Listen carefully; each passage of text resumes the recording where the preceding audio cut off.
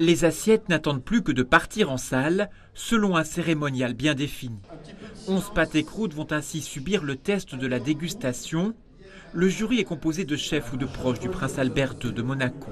L'esthétique du pâté puis en bouche, la texture, rien n'échappe au jury. On doit goûter chaque élément, la croûte, la farce, les inserts qui peuvent être à l'intérieur et bien sûr la gelée.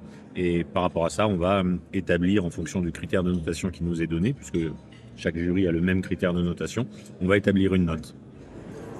Pâte et croûte au veau et au cèpe, au foie gras ou encore à l'agneau et aux pistaches, ce plat qui est désormais présent sur les plus grandes tables reste complexe à réaliser. Une sorte d'alchimie à trouver entre les différents ingrédients qui peut donner quelques sueurs froides aux cuisiniers. Et il représente quand même un amalgame de beaucoup de techniques, de beaucoup d'histoires. Il y a de la boulangerie, il y a de la pâtisserie, il y a de la cuisine, il y a de la charcuterie. Et puis il y a une histoire, et puis il y a quelque part un sujet qui permet de s'exprimer, de faire des choses très visuelles, très gustatives.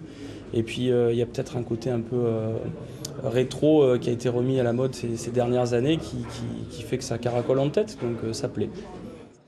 Ces présélections pour le championnat du monde de pâte et croûte doivent déterminer, parmi les 11 chefs qui ont confectionné les plats, le meilleur d'entre eux.